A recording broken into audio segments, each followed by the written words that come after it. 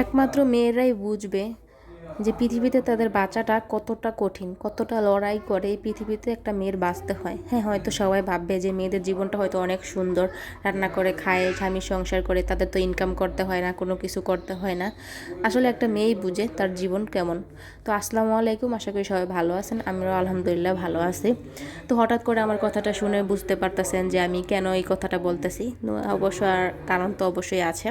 তার কারণটা হচ্ছে যে আমরা মেয়েরা আসলে হয়তো বাবার বাড়িতে বড় হই, শ্বশুর বাড়িতে যাই, ওইখানে কত মানুষের সাথে আমাদের পরিচয় করে মানে কি বলে বাঁচতে হয়, সবার সাথে মিশে থাকতে হয়। আর একটা পরিবেশ থেকে আরেকটা পরিবেশে খাপ খাওয়ানোটা যে কতটা কষ্টের, আসলে এটা মেয়েরাই বুঝে। এটা কিন্তু অন্য কেউ বুঝবে না। দূর থেকে হ্যাঁ সবাই বলবে যে কি সুন্দর আছে শ্বশুর বাড়িতে, সবার সাথে থাকতেছে, খাইতেছে, মেয়েদের তো কোনো কষ্ট নাই। সব কষ্ট হচ্ছে ছেলেদের, কেননা ছেলেরা হচ্ছে ইনকাম করে, অনেক দূরে যায়, এটা করে সেটা করে। আসলে আমি কিন্তু কথাগুলো কাউকে উদ্দেশ্য করে বলতেছি না, আমার জীবনে ঘটে যাওয়া কিছু কাহিনী আমি আপনাদেরকে বলতেছি। তো যেটা মূল কথা হচ্ছে সেটা হচ্ছে যে একটা মেয়ে স্বামীর সংসারে কেমন আছে সেটা কিন্তু সেই মেয়েরাই বুঝবে, অন্য কেউ কিন্তু বুঝবে না। দূর থেকে সবাই বলবে যে খুব ভালো আছে, এটা সেটা অনেক কথা, তাই না? তো আমরা আসলে কি বলবো, কিছু বলার নাই। তো এখানে হচ্ছে আমি আমার হাজব্যান্ডের সাথে থাকি, আর এখানে হচ্ছে কি বলে আমি বুঝি আমার কতটা ভালো লাগে কতটা খারাপ লাগে স্বামী সংসার নিয়ে থাকি। তো মানুষ দূর থেকে আমাকে অনেক কথাই বলতে পারে, আমি ব্লগ করি, কি বলে চেহারা দেখিয়ে টাকা ইনকাম করি, এটা করি সেটা করি।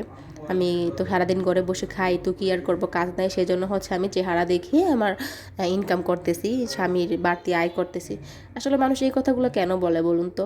আর বর্তমান সমাজ এই কথাগুলো বলার মানেটাকে আসলে আমি ঠিক বুঝে উঠতে পারি না।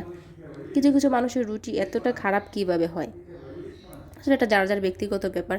কাউকে নিয়ে বলার বা কিছু করার মানে কি বলে ইচ্ছা আমার নাই। তো কি বলে, আজকে আমি যদি ফেসবুকে না আসতাম বা আমি ভিডিও দিতাম না, তখন কিন্তু আমি মানুষের কথাগুলো শুনতাম না, মানুষের রুচি যে এতটা খারাপ সেটাও জানতাম না। তবে হ্যাঁ, আমরা একটা কথা শিখেছি যে হাজারো বাধা অতিক্রম করেই যে মানে সামনে আগাইতে পারবে সেই কিন্তু জীবনে সফলতা অর্জন করতে পারবে। তো আমি আসলে সেই কথাগুলো কান দেই নাই, কিন্তু মাঝে মাঝে খারাপ লাগে যে মানুষ কেন এই কথাগুলো বলে। তাদের ঘরে তো বাবা মা ভাই বোন আছে, তাদের এই কথাগুলো বলতে কি খারাপ লাগে না?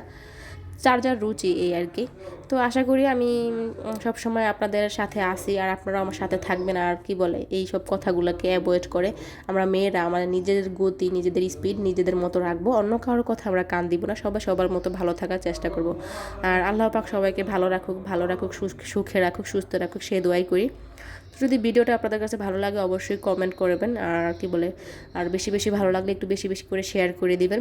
আশা করি আপনারা সবসময় আমার সাথেই থাকবেন। তো সেই পর্যন্ত সবাই ভালো থাকবেন, আর আল্লাহ হাফেজ।